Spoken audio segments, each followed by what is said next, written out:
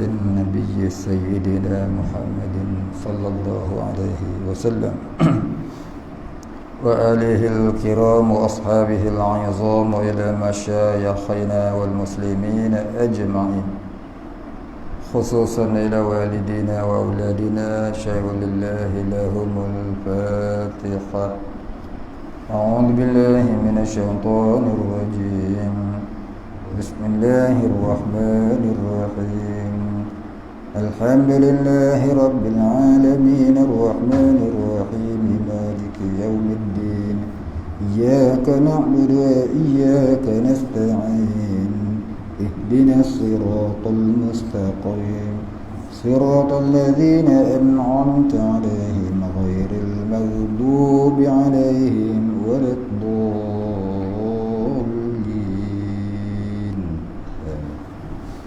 الحمد لله رب العالمين، والصلاة والسلام على أشرف الأنبياء والمرسلين وعلى آله وصحبه أجمعين.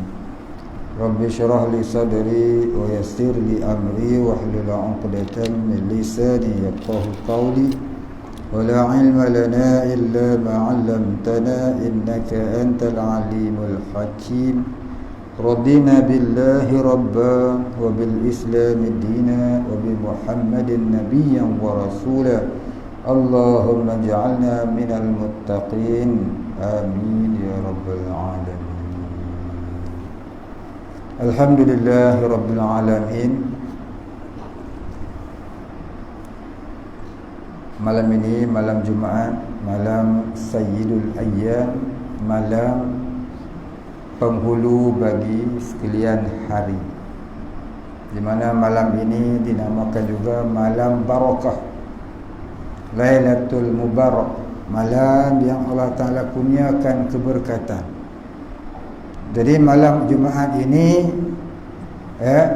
adalah malam yang disuruh oleh Allah Ta'ala kepada kita semua yang beragama Islam ni, yang beriman ni, agar memperbanyakkan ibadah pada Allah Ta'ala. Maka kita hiasi malam ini dengan kuliah maghrib.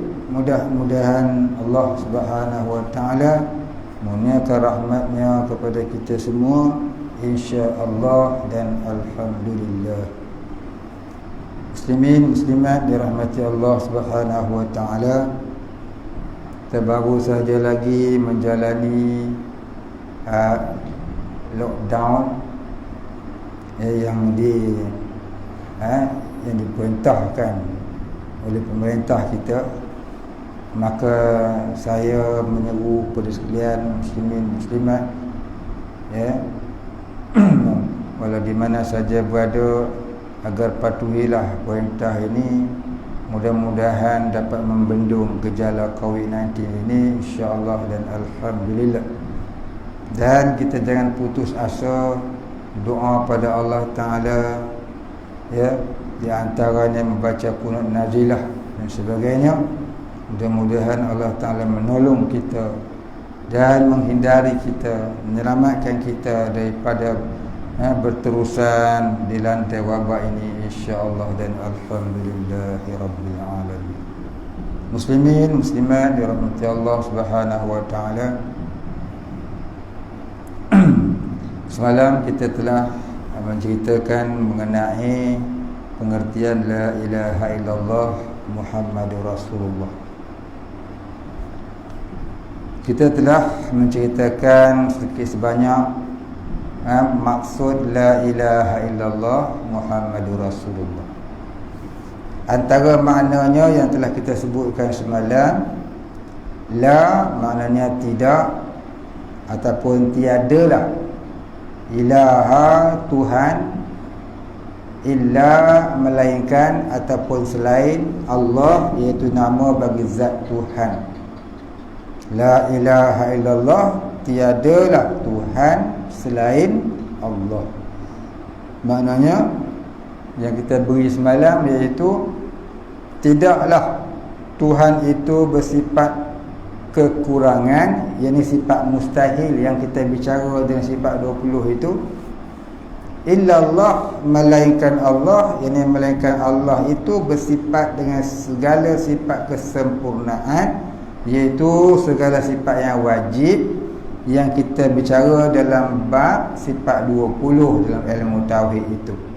Jadi secara ringkasnya bolehlah kita katakan la ilaha itu ialah menafikan sifat yang mustahil bagi Allah, yang kita belajar dalam ilmu sifat 20 itu.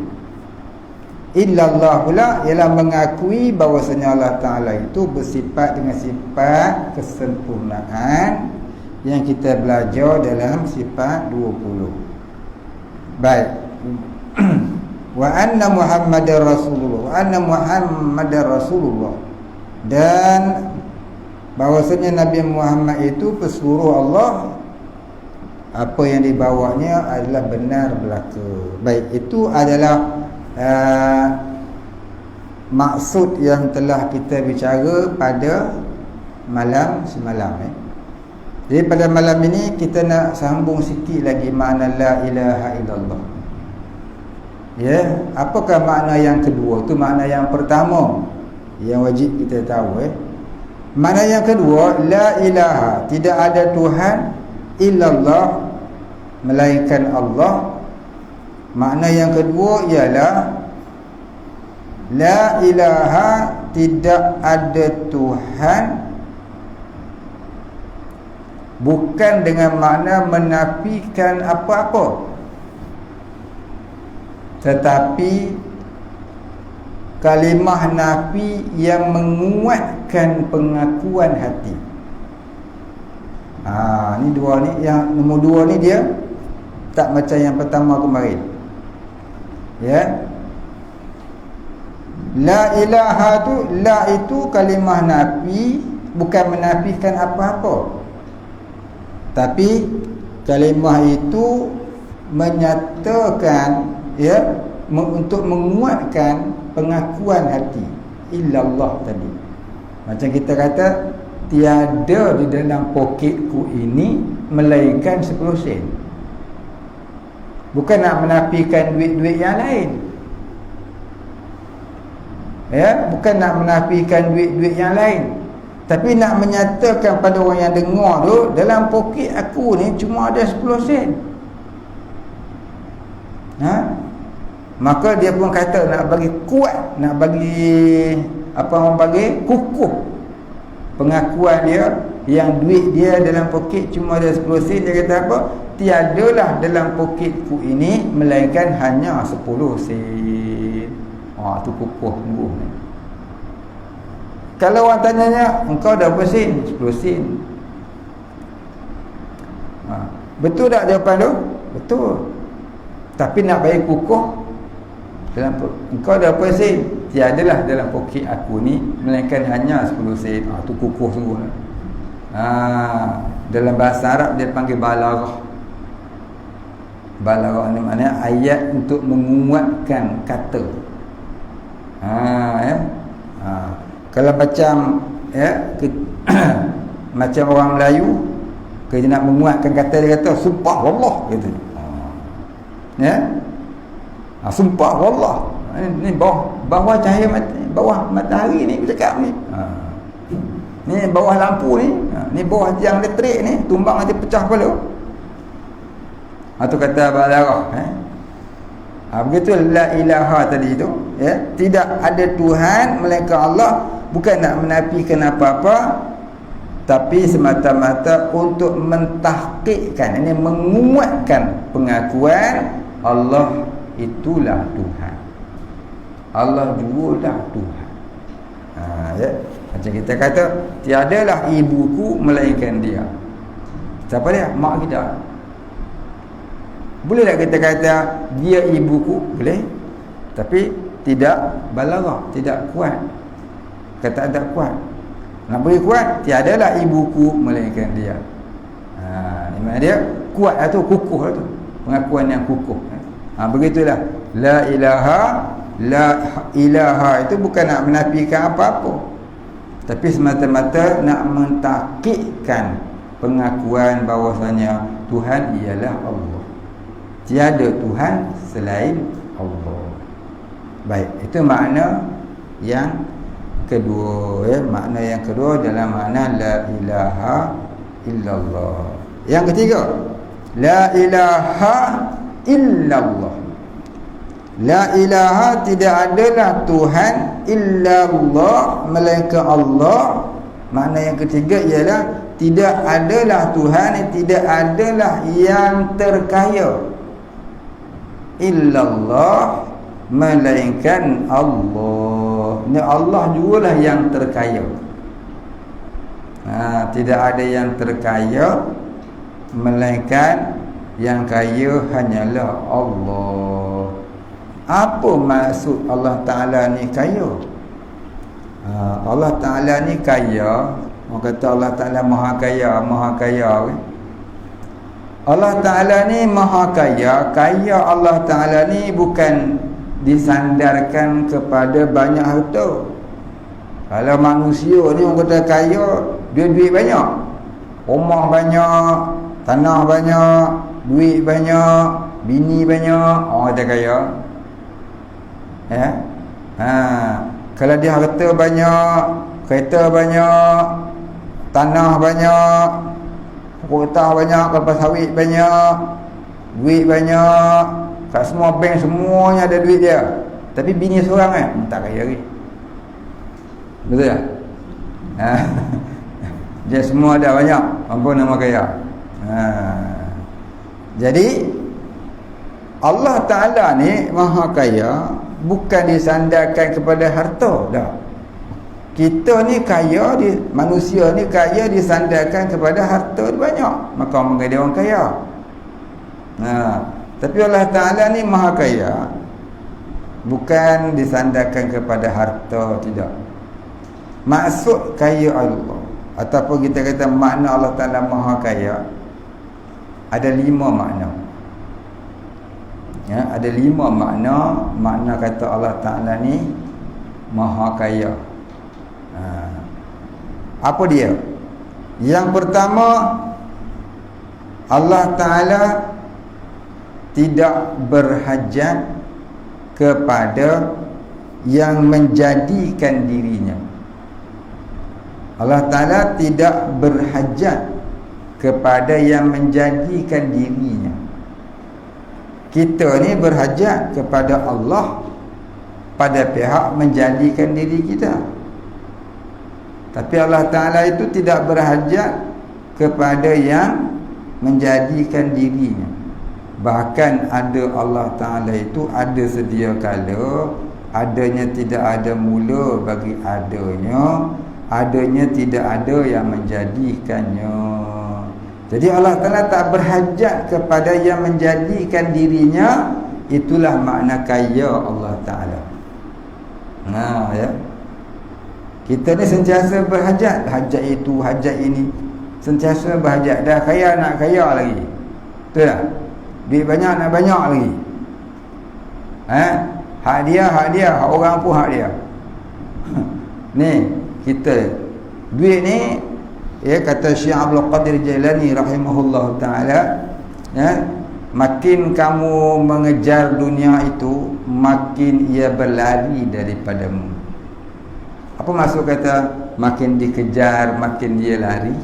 Maksudnya itu, makin kita cari harta, makin banyak, makin rasa tak cukup-cukup dengan apa yang ada. Maka itulah musibah harta ke atas jiwa manusia. Itu kata Syekh Abdul Qadir Jailani rahimahullah ta'ala. Jadi dunia ni macam mana kita sebut semalam ni, carilah sekadar menguatkan ibadah. Ya, carilah dia sekadar menguatkan tauhid dan makrifah kita kepada Allah. Jangan sampai kita cari itu melebihi daripada kemampuan kita untuk menanggung musibah. Ya. Ada orang kaya, ya, contohnya berlaku di Fatani di Thailand beberapa tahun yang lalu. Satu orang ni dia tanam pokok batu yang macam lansat tu, dokong.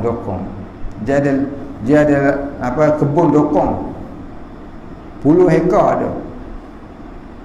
Berpuluh ekar, tak tahu tak ingat dah berpuluh ekar. Sebut ikut jadi bohong lah. Tapi puluh ekar banyak lah. Kalau kita ni ada 10 ekar menyadah lah. Ada 10 ekar tanah lokong, kaya boleh jadi kaya. Dia puluh ekar dah. Berpuluh ekar. Mana orang kaya lah, orang kaya lokong. Satu ketika datang ribut melanda kampung dia. Sampailah ke kebun dia. Ya. Tumbang habis semua pokok lokong. Tumbang habis semua. Pokok pun dah tinggal. Habis semua tumbang. Ribut. Ya. Esok pagi dia pergi tengok. Ya, pokok dia habis semua tumbang. Dia menjerit. Wahai Tuhan, di mana engkau? Engkau tidak adil terhadap diri aku ni. Kau tumbangkan pokok aku. Mana engkau wahai Tuhan? Aku nak bunuhmu. Tu bahasa kita macam tu lah. Tapi dia cakap dalam bahasa Thailand lah. Terjemahan ni, terjemahan. Lebih kurang macam tu bunyi dia. Masya Allah. Orang Islam. Kau happy. Tengok harta banyak. Tapi sebab harta tu namanya musibah, kita takkan mampu menanggung malapetaka daripada harta. Masa dia banyak, kita syukur lah. Dah tumbang semua, nak bunuh Tuhan. Ada cerita ni. Tiba-tiba datang peti sambar puan. Orang ni.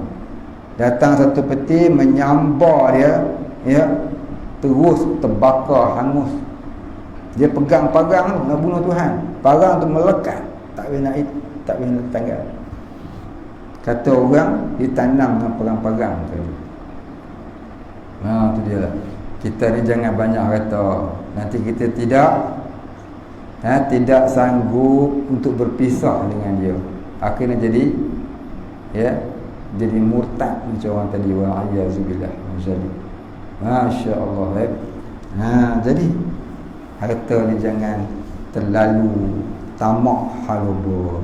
Sekadar kita boleh makan, minum, tak kacau hak orang. Boleh kita beribadat tak tinggal-tinggal. Itu namanya harta yang diberkati Allah. Harta yang diredha oleh Allah Ta'ala. Baik, habis cerita bab itu. Maknanya yang pertama, Allah Ta'ala itu maha kaya dengan makna tidak berhajat kepada yang menjadikan dirinya.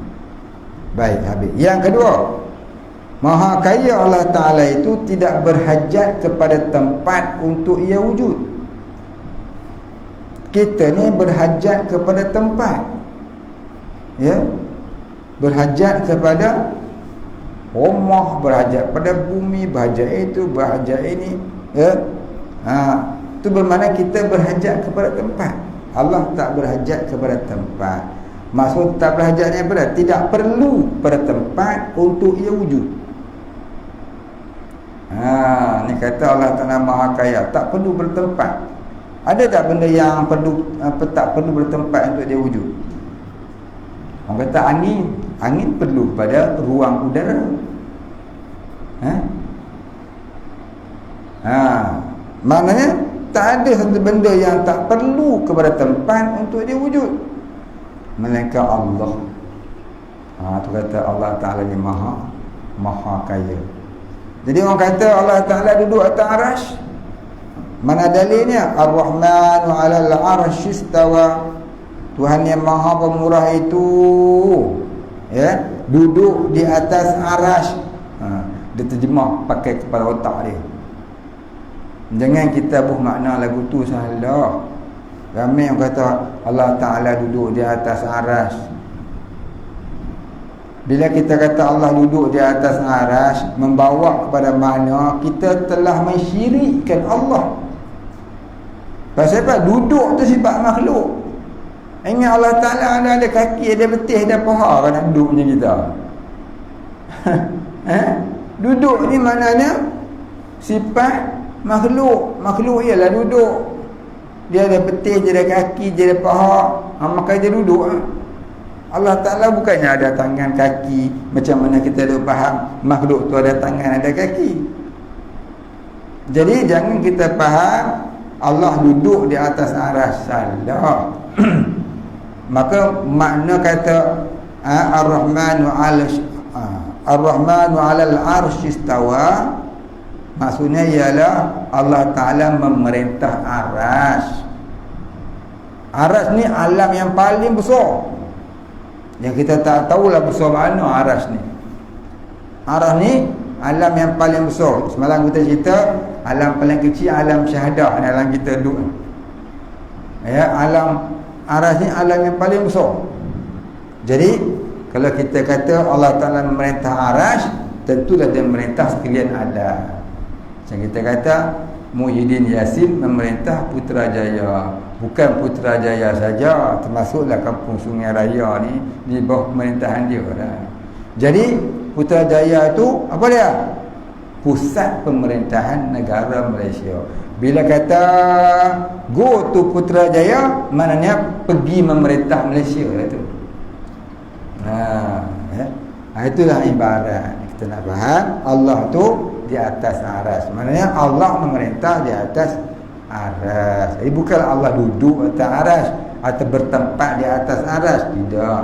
Aras tu adalah pusat pemerintahan Allah. Di sana terdapat Lauhum Mahfuz. Besar mana Lauhum Mahfuz ni? Lauhum Mahfuz ni, ya, dia tempat menulis segala takdir Allah, termasuklah apa yang kita duk cakap, apa yang kita duk ingat, apa yang kita terdetik dalam hati, semua tulis-tulis. Bukan seorang dia, semua orang. Besar. Besar itu besar mana pula? Satu huruf dia sebesar gunung Qaf. Kita tak tahulah besar mana gunung Qaf. Kalau kita tengok bukit belakang pondok ni pun dah besar dah.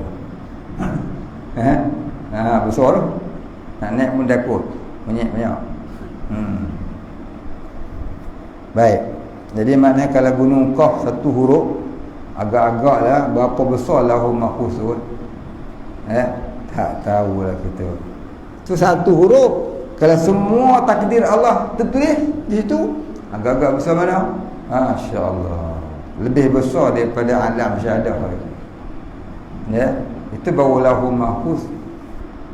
Ya, itu baru, belum lagi alam arsyillah, aras. Baik.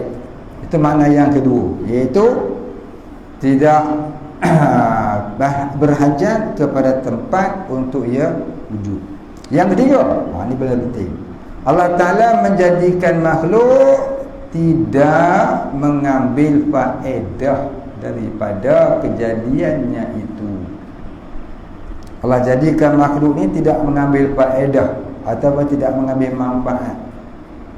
Sebab tu tak boleh kata pasal apa Allah Ta'ala jadikan itu, pasal apa Allah Ta'ala jadikan ini, kenapa Allah jadikan itu, kenapa Allah Ta'ala jadikan ini, sebab apa Allah jadi itu, sebab apa Allah jadi begini. Tak boleh kata sebab, tak boleh tanya kenapa, tak boleh tanya kerana. Kenapa tak boleh. Pasal apa? Pasal Allah Ta'ala itu Maha Kaya. Apa maksud Maha Kaya? Maha Kaya Allah Ta'ala itu dia jadikan sesuatu bukannya bersebab, bukan berkerana, bukan bermatlamat, bukan berkenapa, bukan berbagaimana, mengapa, tak ada. Tak ada. Allah tidak mengambil manfaat dari makhluk yang ia jadikan. Itu kata Maha Kaya Allah. Ya. Saya tekan benda ni pasal banyaknya orang tu bercakap seolah-olah Tuhan tu berhajat kepada sesuatu. Seolah-olah Allah Ta'ala tu mengambil manfaat daripada makhluk yang ia jadikan. Contohnya, kenapa kita disuruh sembahyang? Cakap tu macam bagus, tapi sebenarnya tak betul kenapa kita disuruh sembahyang. Salah. Tak pun nak kena. Ya. Jadi sepatutnya kita kena kata apa? Apa hikmahnya Allah menyuruh kita solat? Apa hikmahnya Allah menyuruh kita beribadah? Apa hikmahnya? Apa hikmahnya? Maknanya apakah di sebalik kebijaksanaan Allah Ta'ala menjadikan alam ini. Itu kata hikmah. Apakah di sebalik kebijaksanaan Allah Ta'ala itu Allah Ta'ala jadikan alam ini? Tu baru tepat nak cerita tentang bijaknya Allah. Bukan cari sebab apa Tuhan buat. Tak ada sebab. Allah Ta'ala jadikan sesuatu tu semata-mata kehendaknya. Bukan ada berkerana, bukan ada bersebab, bukan bermaksud, bukan bermatlamat, bukan bertujuan, bukan bersupaya, bukan berkerana, dan bukan segala apa yang kita selalu sebut tu. Wajib kita i'tiqad yang lagu tu, faham molek tu. Ramai orang kata apa sebab datang COVID-19? Itulah sebab Tuhan marah kita banyak buat maksiat. Yang tanya tu pun tak mengerti tauhid, yang jawab tu pun tak mengerti tauhid itu. Sama-sama tu fill in the blank. Itu basketball nama dia. Dua-dua masuk basket. Tak kena. Yang tanya memang tak kerti dah. Yang jawab tu pun lebih kurang lah. Sebab dia kata kerana tu. Jangan jawab kerana, tak betul. Kita kena kata hikmahnya ialah itu hikmah. Apa hikmah Allah datangkan COVID-19 kepada kita? Baik. Jadi sebab apa kita kata hikmah? Sebab apa kita kata hikmah? Itu bukan berkerana, bukan hanya. Hikmah ni maknanya kebijaksanaan Allah. Apakah di sebalik kebijaksanaan Allah Ta'ala yang dapat kita ambil pengertian Allah jadikan COVID-19? Itu betul. Datang tsunami, itu betul, dan sebagainya. Jadi jaga-jaga. Kadang-kadang bahasa kita tu menyebabkan kita jadi jauh dengan Allah. Kita tersalah tauhid kita dengan Allah Ta'ala. Baik, itu yang ketiga. Allah Ta'ala tak mengambil manfaat dari makhluk yang ia jadikan. Yang keempat, Allah tidak mengambil manfaat dari hukum yang ia turunkan. Allah tak mengambil manfaat dari hukum yang ia turunkan.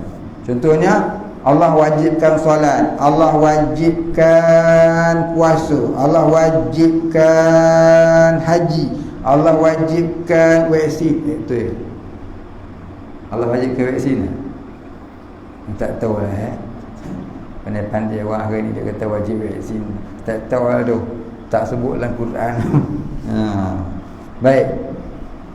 Jadi apakah di sebalik Allah Ta'ala wajibkan solat itu akan hikmahnya?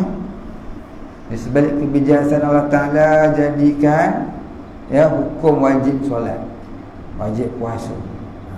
Maka orang pun kajilah di sebalik kebijaksanaan Allah Ta'ala menjadikan solat itu barang siapa yang solat bagian itu semua namanya hikmah. Bukan sebab, bukan supaya, bukan untuk, bukan matlamat. Jadi jangan kita kata Allah Ta'ala buat satu kerana salah. Satu ayat Al-Quran yang selalu orang salah faham ni ialah wa ma khalaqtul jinna wal insa illa liya'budun. Dia pun bacalah tafsirnya. Macam tafsirnya, tidaklah Allah jadikan jin dan manusia melainkan untuk beribadah. Dia rasanya pandai benar tu. Salah tu, tak betul. Bukan untuk. Bukan untuk. Salah. Dan tidaklah Allah jadikan jin dan manusia melainkan illa liya'budun. Kalau orang mengerti nahu, illa tu huruf istisna, maknanya melainkan.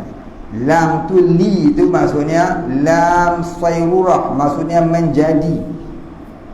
Ya'budun maknanya beribadah. Jadi kita terjemah, kita tafsir macam mana. Dan tidaklah Allah jadikan jin dan manusia itu melainkan menjadi beribadah. Bukan untuk beribadah. Kalau untuk membawa kepada makna Allah mengambil manfaat dari makhluk yang ia jadikan. Jadi bukan untuk jaga, lalu kita dengar untuk. Kadang-kadang dalam radio bab agama pun ada orang baca Allah Taala tidak jadi Allah tidak Allah jadikan jin dan manusia melainkan untuk beribadah. Tu tak pun nak kena tu. Itu tafsir tak ikut kaedah tauhid. Ya. Kalau ikut kaedah tauhid kita baca tidaklah Allah jadikan jin dan manusia melainkan menjadi beribadah. Tu beruang ngaji tauhid. Menjadi tak sama dengan untuk ya. Kalau menjadi ni memang itu keinginan Allah. Kalau untuk tu memang Tuhan nak ambil manfaat daripada dia. Jadi itu mustahil. Itu maksud kata ya, Maha Kaya Allah. Yang kelima, makna Maha Kaya Allah ni ialah setiap makhluk itu berhajat kepada Allah. Setiap makhluk itu berhajat kepada Allah. Apa maksud berhajat? Maksud berhajat tu ialah kita sentiasa di bawah apa? Di bawah takdir Allah dan di bawah peraturan Allah. Bukan gerak sendiri, bukan keinginan sendiri. Ingin kita tu hakikatnya inginnya Allah. Gerak kita tu digerakkan oleh Allah. Kita dan Allah Ta'ala ni tidak bercerai, tidak pula bersekutu. Apa maksud tak bercerai, tak bersekutu? Tak bercerai itu maknanya apa? Gerak kita bukan gerak sendiri. Gerak kita digerakkan oleh Allah. Itu maknanya kita dan Allah tidak bercerai. Bukan bercerai talak 3. Itu cerita orang kahwin. Ya. Bercerai dengan makna gerak kita digerakkan oleh Allah, bukan gerak sendiri. Itu maknanya kita dengan Allah tak bercerai.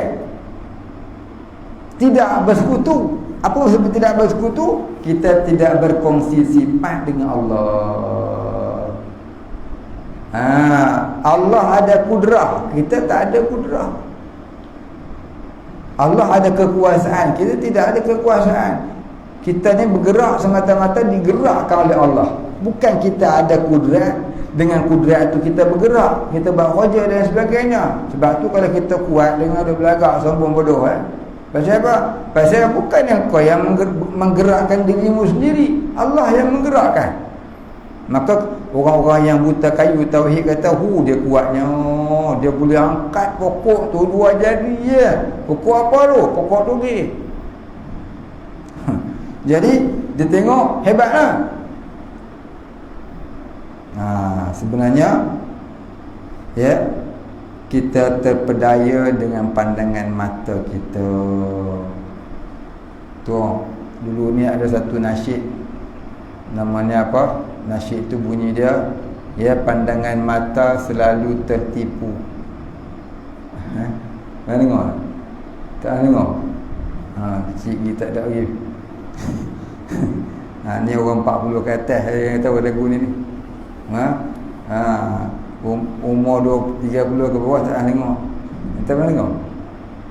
Pandangan mata selalu tertipu. Tuan-tuan tak dengar pasal jemaah tu dah kena haram. Jemaah yang nyanyi lagu tu dah kena haram. Cina buka pusat pelacuran tak kena haram pula. Orang Islam buka pertubuhan Islam kena haram. Itulah negaraku Malaysia. Ni zaman dulu punya pemerintah. Marah orang ni. Inilah dia ya. Kita pun belik dia tengok. Islam ya sesat. Yang Cina terang-terang buka kilang arak, buka pusat pelacuran dan sebagainya. Ada pula dia nak haramkan, dia halalkan pula. Dia bagi lesen lagi. Inilah kita ya, duduk dalam negara sendiri ya, yang dikatakan Islam sebagai agama rasmi, tapi kita sendiri pun tidak begitu bebas ya, nak cakap Islam. Ada sekatan boleh cakap, ada tak boleh cakap.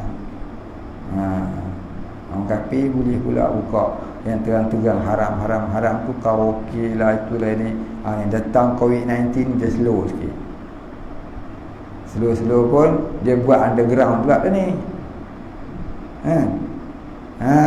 Ada seorang polis tu berani, dia tegur. ahli politik dan kerajaan yang membiarkan ni. Dah dia suruh berhenti pula. Nasib engkau lah polis yang jujur, kena. Baik.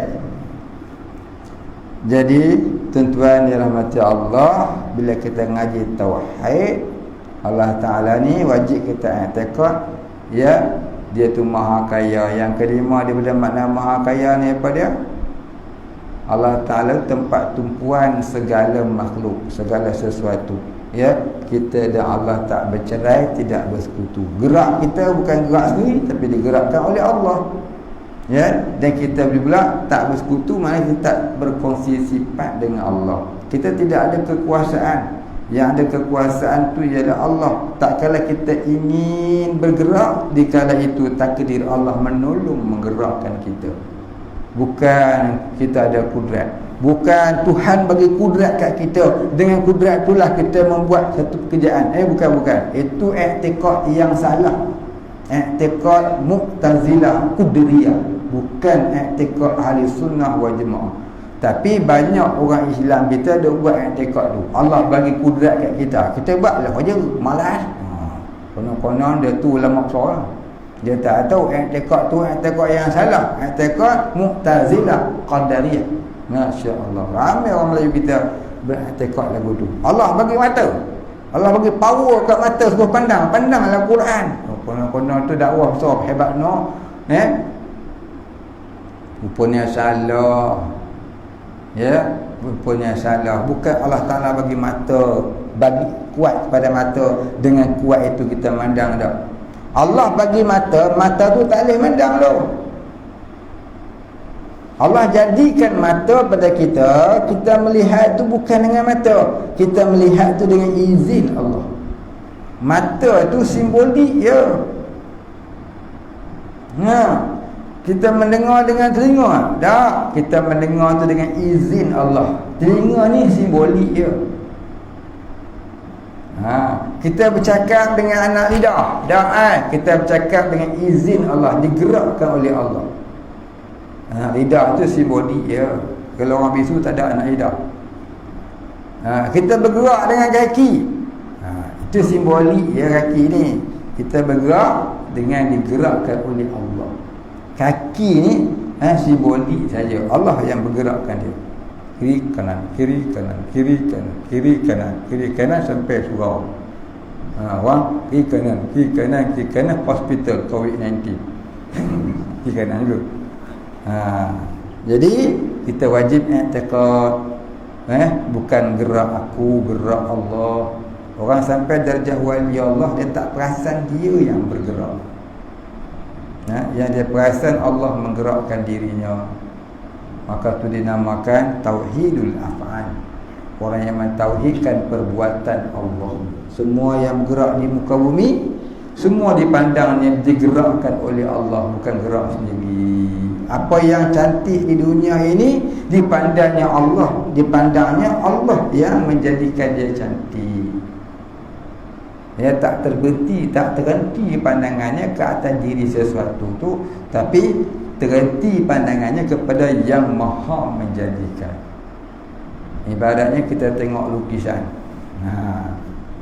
Kita ni orang yang bukan ahli seni lukis. Kalau kita tengok lukisan, kita akan kata apa? Lawa tu lukisan ni. Kalau orang Kelantan, comel benar. Kalau orang Terengganu, segak tu. Lawa sungguh katanya.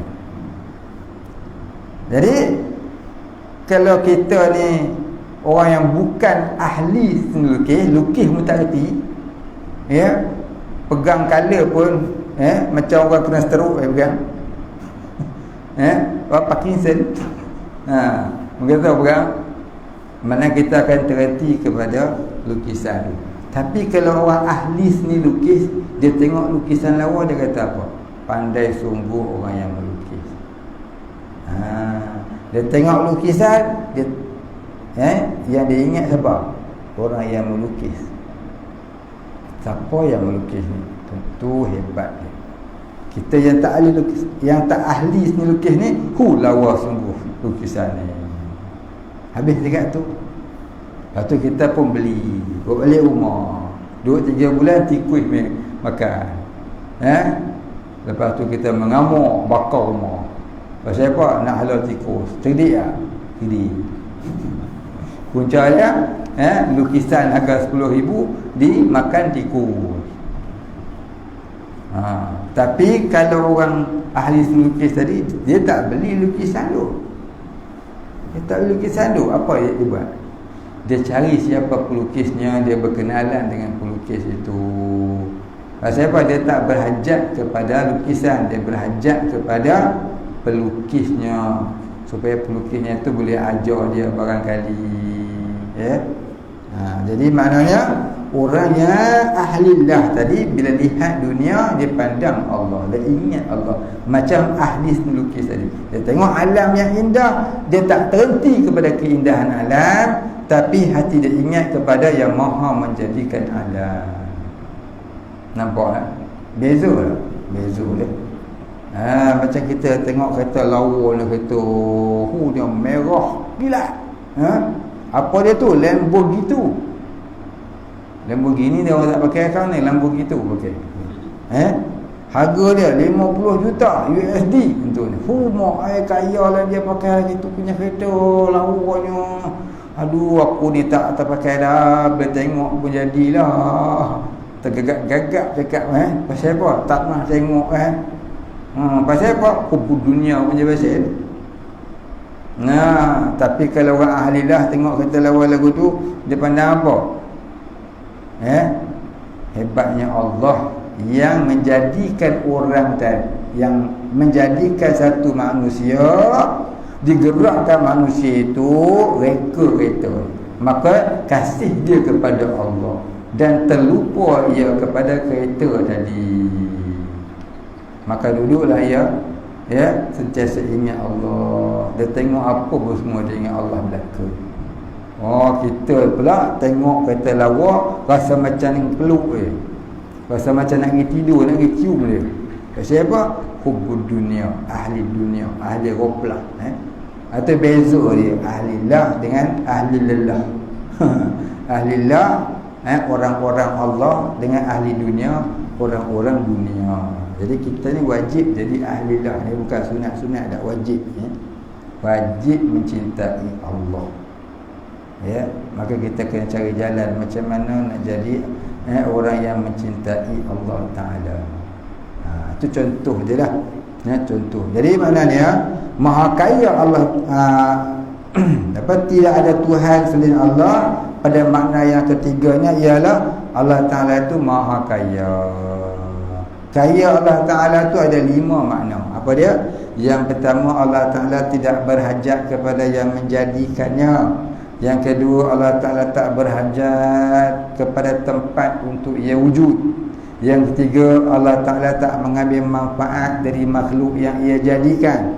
Yang keempat, Allah Ta'ala tak mengambil faedah dari hukum hakam yang ia turunkan. Dan yang kelimanya, Allah Ta'ala itu Allah Ta'ala itu adalah tempat tumpuan segala sesuatu. Baik. Dan segala sesuatu itu dengan Allah Ta'ala tidak bercerai serta tidak bersekutu.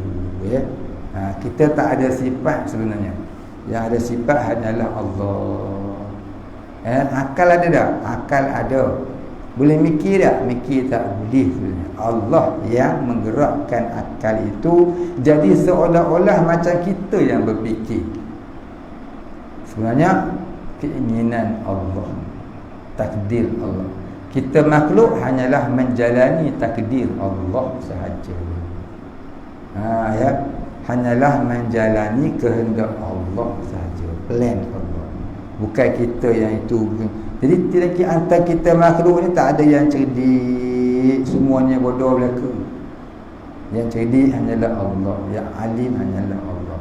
Kita ni semuanya bodoh-bodoh belaka. Jangan duk belagak ada doktor, ada itu, ada ni, kerja besar, kerja kecil, tak ada. Kita semua macam bata-bata blok lah. Macam bata-bata blok yang saya cerita kemarin. Dia mari teluri bata-bata blok duk merata-rata. Tak tahu yang mana duk atas, mana duk bawah. Bila dah disusun oleh tukang, satu duk atas, ujung ni duk bawah. Bukanlah yang di atas tu mulia dak, rupa dengan bawah. Cuma disusun kau tu duk atas je. Padahal kau atas dengan bawah sama je. Dua-duanya bengap.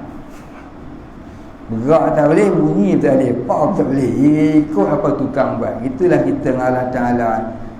Kita jangan dua belagar lah, kita ada itu, ada ni, semua kita digerakkan oleh Allah Ta'ala sahaja. Itu namanya tauhid. Merasakan diri itu di bawah pemerintahan Allah, merasakan diri itu digerakkan oleh Allah. Kita sembahyang Allahu Akbar, masuk dalam hati itu perasaan apa?